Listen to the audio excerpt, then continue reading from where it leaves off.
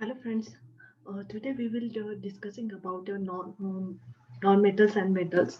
This is a very important chapter to understand a very basic concept, and it is very helpful for as a future for a competitive exam. When we detailedly study on that things that is very useful as your future. So let's begin to start now. What is metal and non-metal? So here. Uh, what are three types of okay what are the three types in which the elements are generally classified? Okay, before we go into that discussion, so mm, already we have know about that our day-to-day life routine is starting from many things. Some are living and non-living. So some of the in our surroundings, some are non-living and are living some things. So non-living is that there is including some uh, some metals, non-metals, and they are a main role of our activities. So starting from our life is to whenever we sleeping on the cot, that is a cot is made up of wooden, and when we drink a water, uh, that is some cultures are different, but some are drinking a water by using a glass that is made of glass, and some are using a stainless steel.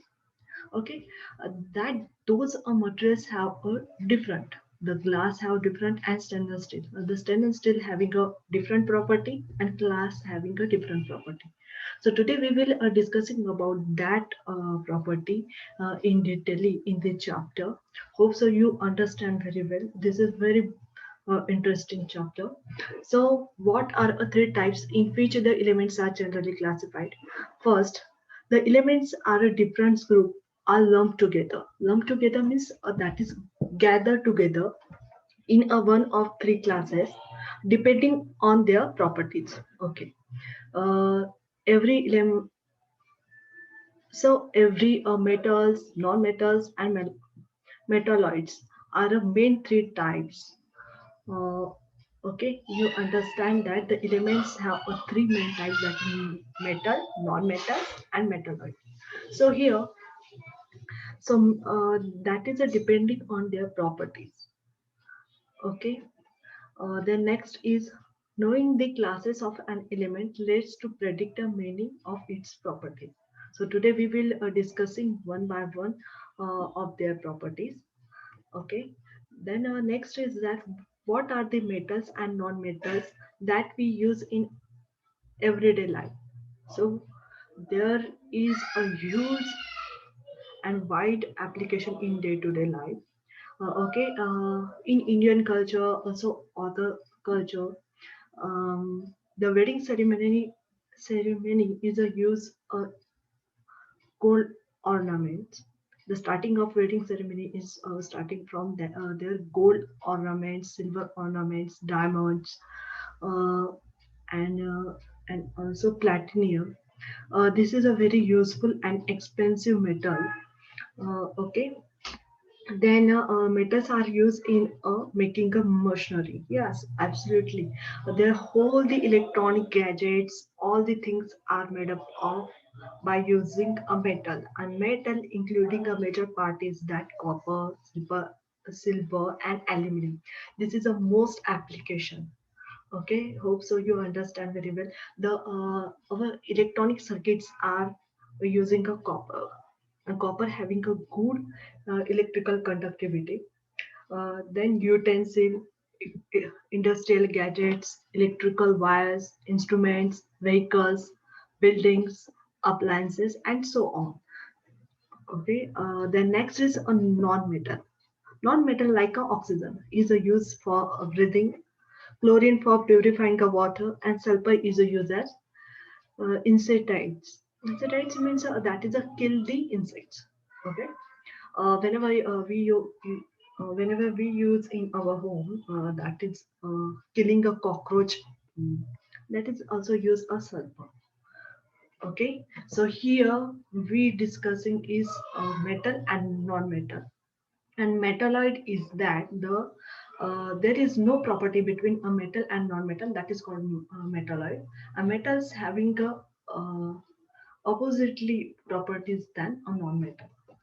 Okay, so first metal. Metal is a solid material which is a typically hard. Yes, like the example is iron.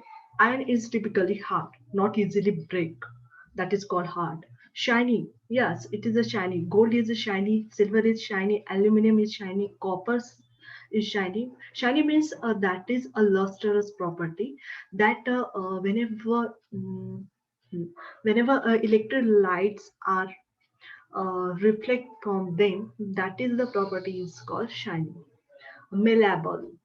Malleable, it is a detail later on we study. That is malleable also property. Fusible. Fusible means easily break. Ductility. Ductility means that is a form a thin wire. That is a ductile property with a good electrical and thermal conductivity. Yes, the metals have a good electrical properties. Good electrical properties means that they are easily electrical current pass through them. So the widely used good electrical material is that copper, aluminum. Okay, and also thermal conductivity. It is obviously that the whenever good electrical conductivity is property present, then also they are a thermal. Thermal means a heat conductivity capacity. They are easily consume a heat. So in that reason, our utensil, our home utensil, use aluminum, iron, stainless steel, so they are easily consumer heat, so no required more time to cook the foods. uh, in that purpose, the metals are used for our cooking utensil. Okay, then next is gold, silver, iron, copper, aluminium, magnesium, calcium, sodium, platinum are a few metals. Okay, metals have lustrous. Lustrous means a shiny surface. Okay, the metals are hard. Yes, it is absolutely correct. That is a hard, not easily break. A wire or sheet can be a form them metals. Yes, metals are good conductor of heat and also electricity. Yes, this is the good major things of metals. In that purpose, we have used in our electronic switch. Okay, metal use their a valence electron to produce a positively charged ions. That is called a cation. Okay, metal use their valence electrons. Valence means the outermost shell of electrons. Whenever they lose to produce a positively charged ions, and that a positively charged called as cation. Okay, so here are physical properties of metal. So let's begin to this is most important. Whenever a question in exam, sometimes a MCQs types question, it is asked to what is the physical properties. Give a four option about that.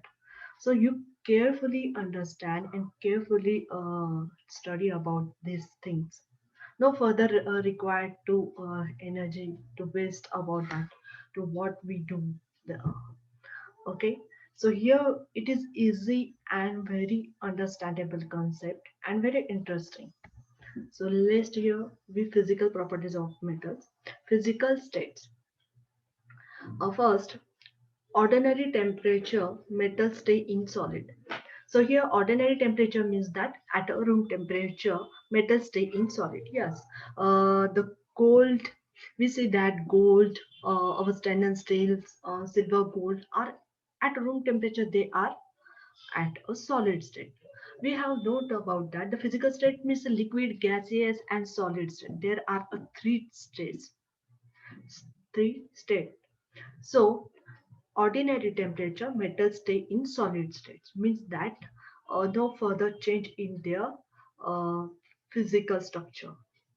However, metal like mercury and gallium. So here symbol of mercury and gallium, we see that mercury having Hg and gallium having Ga are exception. These both elements, both metals are exception for they are not in a solid state. This is an exception. Mercury is a liquid form. Whenever we see at the older dates, uh, in our thermometer, uh, use a mercury.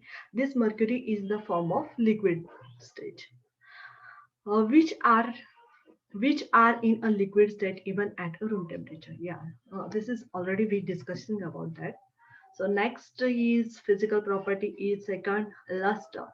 Take a copper vessel at your home. Scrub them with a lemon and rinse with a water. Observe the luster before and after cleaning.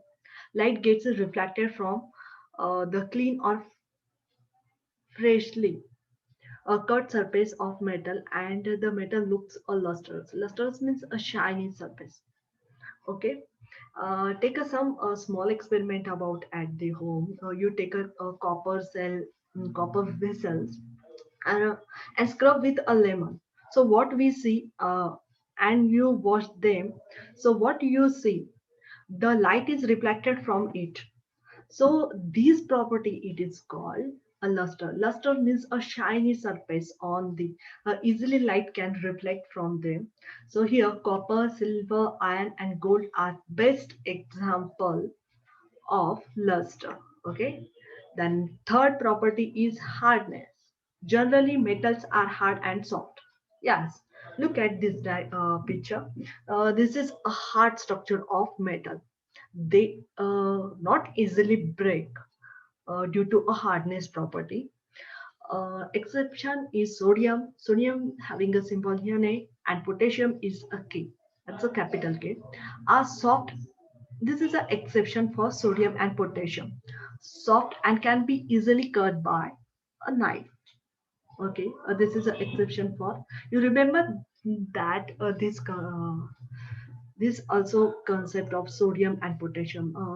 Many times this competitive exam, this question is asked about what is the exception of the hardness.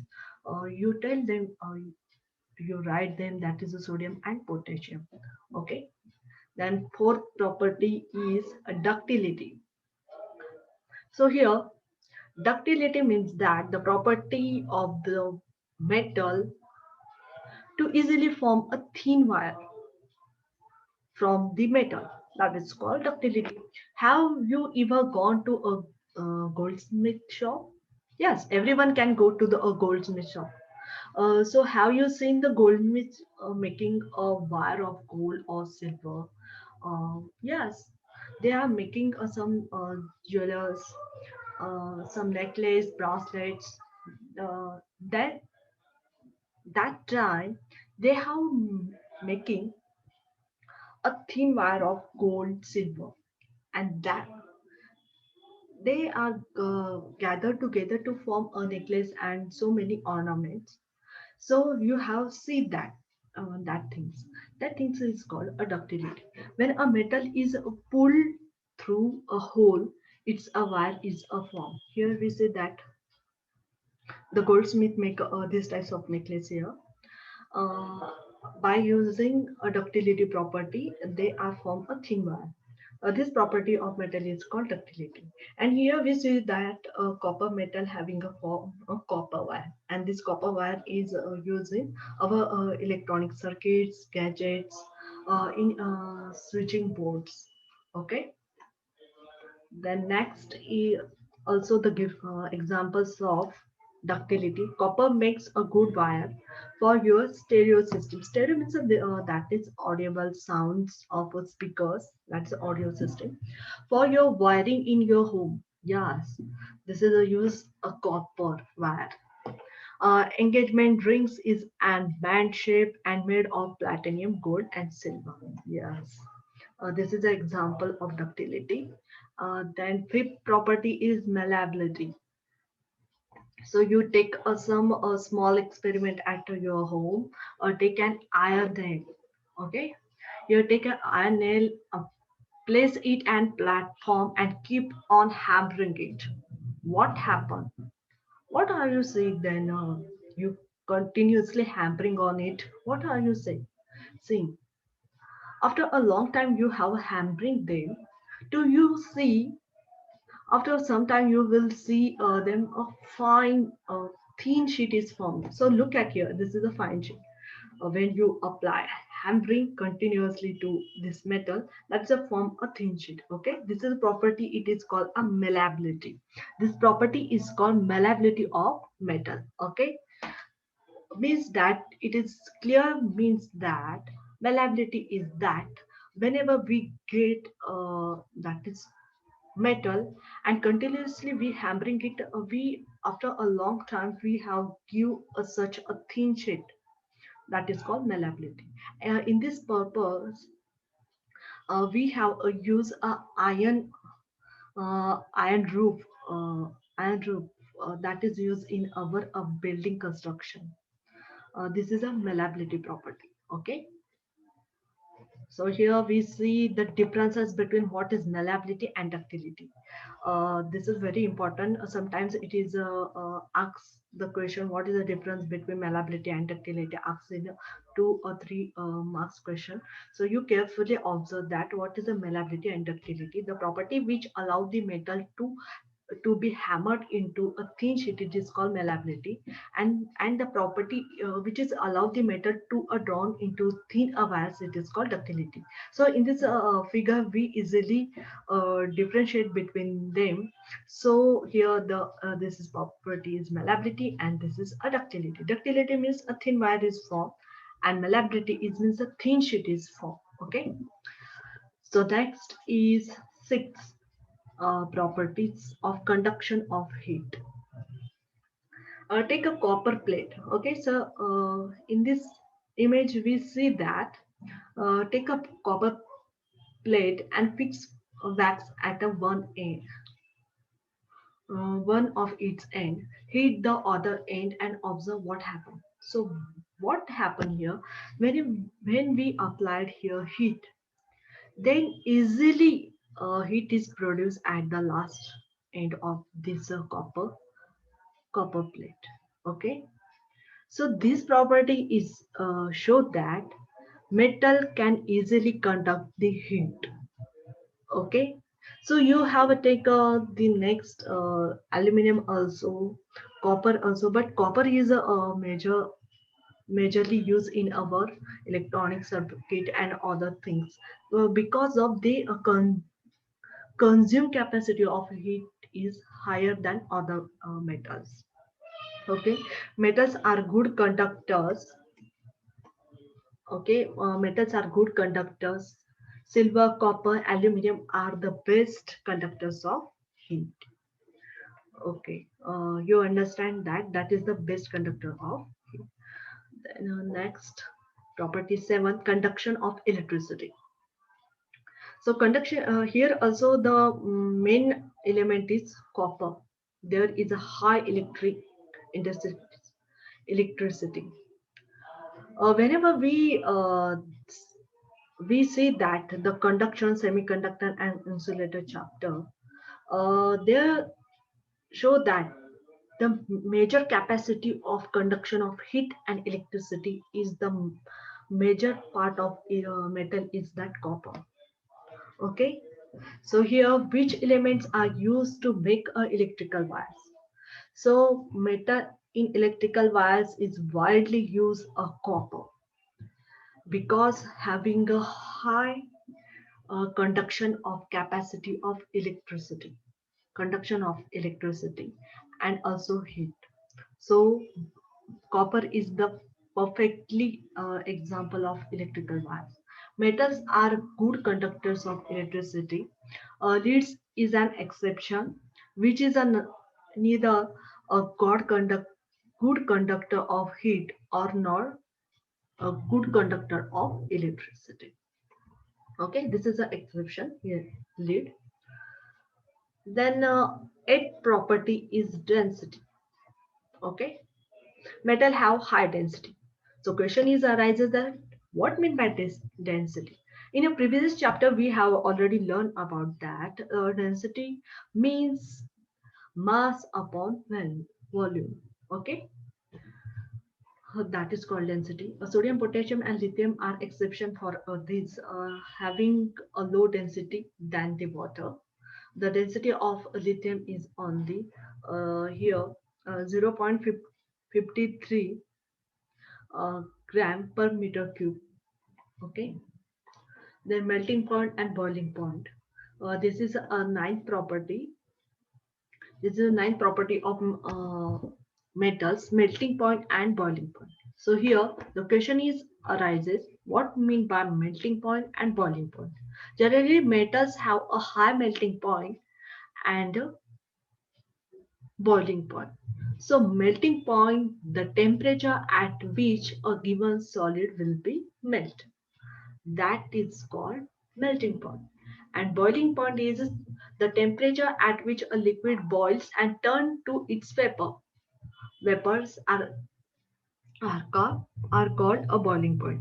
So hope so you understand what is a melting point and boiling point. Generally metals have both high melting point and melting and boiling points are both are high. So exception for the boiling point is mercury, gallium, sodium, and potassium. Here is the symbol of Ag means mercury, and gallium, sodium, Na means sodium, and capital K is for potassium. Okay. The last property of physical property of metal is sonority. Sonority means uh, wherever the ability to produce a sound of any metals, that is called sonority. This is a simply way to I explain about that, means that that's a produce a sound, that is called sonority. What is the metal that your school bell is made up of? How does a bell is function? Okay, in our school bell it is a made of a metal, that is a copper form, stainless steel form. Okay, so they produce a sound, that is called sonority. Metals are sonorous. They produce a sound on striking. When we strike to someone, then produce a sound. Okay. The property of metal, when things made by metal produce a ringing sound when struck a heart. Okay. This is, we have said that this is a school bell. When this is just struck with the outermost of this copper, that form a sound, a ringing sound. Whenever this sound is occurred, when we strike on this, this is a circle area, then that time we produce a ringing sound. The metal produce a ringing sound said to be a sonorous. This property of metal is known as sonority. Okay, this is the last physical property of sonority of metal.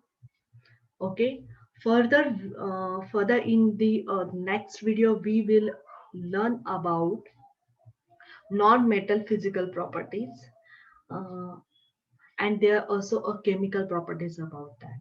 Hope so you understand this physical property of metal. Thank you.